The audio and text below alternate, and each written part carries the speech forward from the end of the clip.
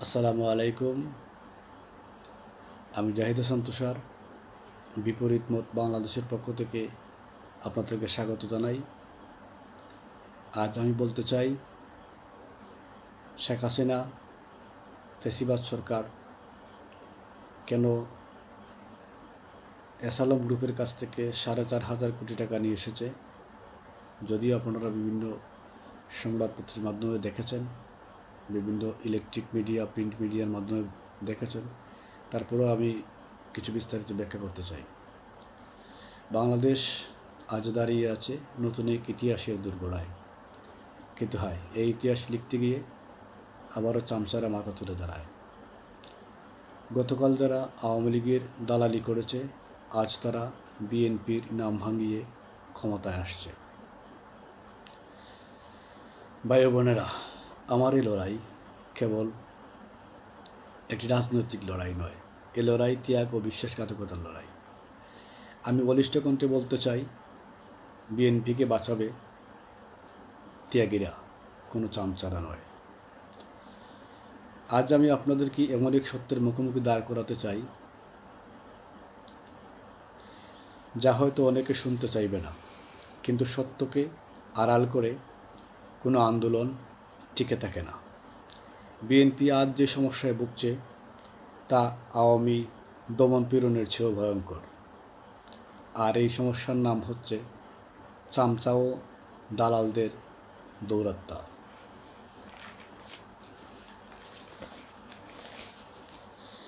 যে বিএনপি কর্মী আওয়ামী লীগের আমলে বিএনপি সার্টিফিকেট নিয়ে দালালি করেছে, আওয়ামী লীগের ছত্রছায়ায় তাদের আধিপত্য বিস্তার করেছে আমাদের সামনে, এই সমাজেই তারা বাস করে। আমরা প্রত্যেকেই তাদেরকে চিনি। তারা আবারও বিএনপির লেবেল লাগিয়ে বিভিন্ন পদে পদে বসে যাচ্ছে। তাহলে আমার প্রশ্ন, ত্যাগীরা কোথায় যাবে?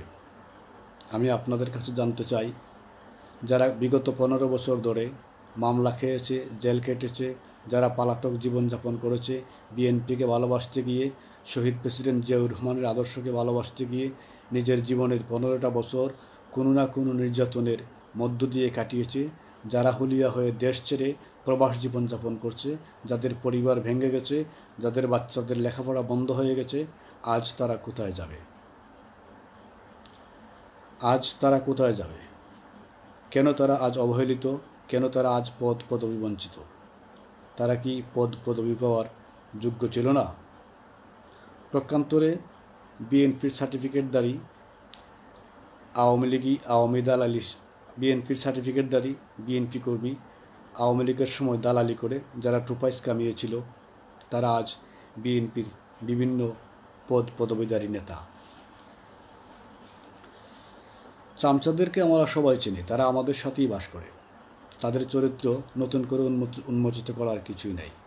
তবুও বলছি, যারা ক্ষমতার পালাবদল বুঝে নিজেদেরকে বদলায়, যাদের রাজনীতি পদ পদবি ছাড়া হয় না, আদর্শর কাছে নয়, যারা স্বার্থের কাছে নিজেদেরকে সবসময় বিক্রি করে, তারাই হচ্ছে চামচা। আমি বলি, চামচা হচ্ছে দলের ভিতরে লুকিয়ে থাকা ক্যান্সারের মতো। গত 15 বছর এরা দলের ভিতরে থেকে দলকে বিভিন্নভাবে ধ্বংস করেছে, যাদের জন্য বিএনপি রাজনীতিতে ঠিকমতো দাঁড়াতে পারেনি। মির্জাফরের মতো দলের প্রয়োজনে এই চামচারা রাজপথে না এসে আওয়ামী দমন পীড়নকে সমর্থন করেছে, গোপনে তালি বাজিয়েছে।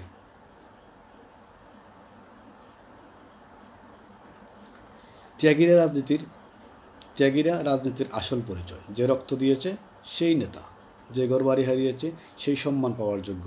কবি নজরুল বলেছেন, স্বার্থপরের হাতে আদর্শ গেলে আদর্শ নষ্ট হয়। এ বিষয়ে রবীন্দ্রনাথ লিখেছেন, যে সমাজ ত্যাগীদের সম্মান দিতে জানে না, সে সমাজ ধ্বংস। আজ বিএনপি যদি ত্যাগীদের সম্মান না দেয়, তবে তার পরিণতি কি এর বিপরীত হবে?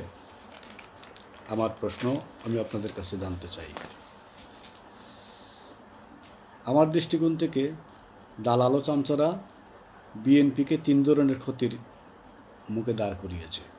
প্রথমত, বিএনপির আদর্শ হত্যা।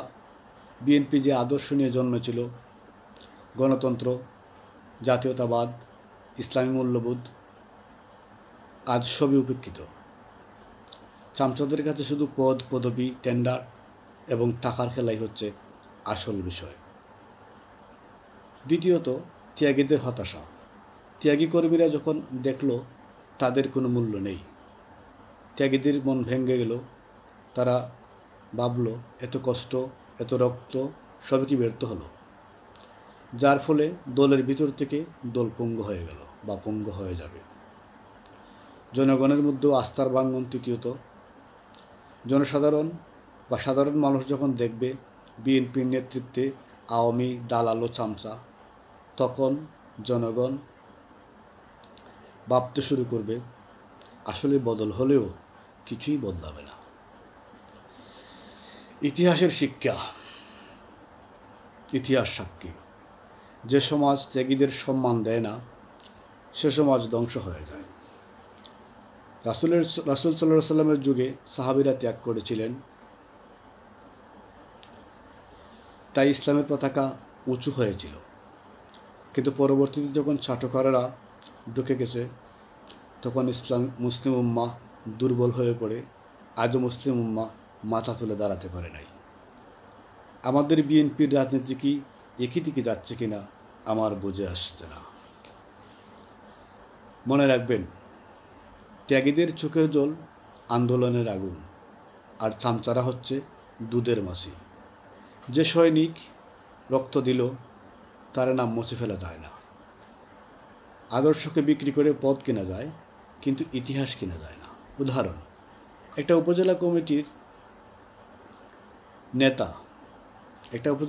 নেতা যে আন্দোলনে ছিল, তাকে বসিয়ে রেখে পদে বসানো হলো এমন কাউকে যে আওয়ামী দুঃশাসনের সময় কোনো না কোনোভাবে বেনিফিটেড ছিল। ফলে ত্যাগীরা চুপসে গেল, কর্মীদের আস্থার ভাঙন দেখা দিল, আন্দোলনের শক্তি কমে গেল, দলের ভিতর থেকে দল দুর্বল হয়ে গেল। আর এজন্যই, আর এটা শুধু উপজেলা নয়, জেলা, বিভাগ, এমনকি কেন্দ্রীয় পর্যায়ে ঘটেছে। পলাতক শেখ হাসিনা এবং তার পরিবার যখন দেখল তাদেরই পালিত কুকুরগুলো আবার বিএনপির সার্টিফিকেট নিয়ে বিএনপির বিভিন্ন পদ পদবিতে আসছে, তখন ফ্যাসিস্ট শেখ হাসিনা এসালাম গ্রুপের কাছ থেকে 4,500 কোটি টাকা এটা চুক্তি করল, যা দিয়ে সে বাংলাদেশকে অস্থিতিশীল করে আবার ফ্যাসিবাদের স্বপ্ন কায়েম করার চেষ্টা করবে। আমাদের এখনই সতর্ক হতে হবে। চামচাদের মুখ উন্মোচন করতে হবে, ত্যাগীদেরকে সামনে আনতে হবে।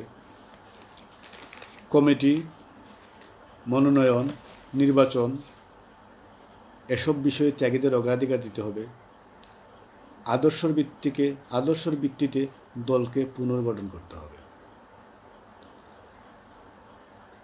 মনে রাখবেন, বিএনপির শক্তি কোনো চামচা নয়। বিএনপির শক্তি সেই ত্যাগী নেতাকর্মীরা যারা রক্ত দিয়েছে, কান্না দিয়েছে, প্রবাসী হয়েছে, যারা সব হারিয়ে দলকে ভালোবেসে বাঁচিয়ে রেখেছে। মনে রাখবেন, আজ আমরা যদি দালাল ও চামচাদেরকে প্রশ্রয় দেই তবে বিএনপি ধ্বংস হবে, আবারও ফ্যাসিবাদ কায়েম হবে, আবারও আমাদের জবান বন্ধ হয়ে যাবে। আর যদি আমরা ত্যাগীদের মূল্যায়ন করি তবে শুধু বিএনপিই টিকবে না, বিএনপি আবার গণতন্ত্রকে ফিরিয়ে আনবে, বাংলাদেশকে মুক্ত করবে। মনে রাখবেন, চামচারা ইতিহাসকে কলঙ্কিত করে, আর ত্যাগীরা ইতিহাসের আলোকবর্তিকা হয়ে টিকে থাকে। তাই আলোকবর্তিকাকে বেছে নিন, বিএনপিকে দালাল মুক্ত রাখুন, তবেই বিএনপি বাঁচবে, আর বিএনপি বাঁচলেই বাংলাদেশ বাঁচবে। মনে রাখবেন, দুষ্ট গরুর চেয়ে শূন্য গোয়ালা অনেকই ভালো। তাই আমার আকুল অনুরোধ থাকবে জনাব তারেক রহমান স্যারের কাছে, উনি একনিষ্ঠ দায়িত্বের মাধ্যমে দলকে দালাল মুক্ত করবেন। যার জন্যে বিগত 15 বছর আমরা যে মির্জাফরদের জন্য বিগত 15 বছর আমরা রাজপথে দাঁড়াতে পারি নাই, বেগম জিয়ার বাড়ির সামন থেকে বালুর টাক সরাতে পারি নাই, তারাই হচ্ছে সেই দালাল এবং চাটুকার চামচা। তাদেরকে বিএনপি থেকে দূরে সরিয়ে দিতে হবে। আমি আর বিশেষ কিছু বলতে চাই না। বাংলাদেশ জিন্দাবাদ, বাংলাদেশ জাতীয়তাবাদী দল বিএনপি জিন্দাবাদ। স্বাধীনতার ঘোষক শহীদ প্রেসিডেন্ট জিয়াউর রহমান আদর্শ চিরউজ্জীবিত হোক। বেগম খালেদা জিয়ার সুস্বাস্থ্য কামনা করি। তারেক জিয়ার হাতকে শক্তিশালী করুন।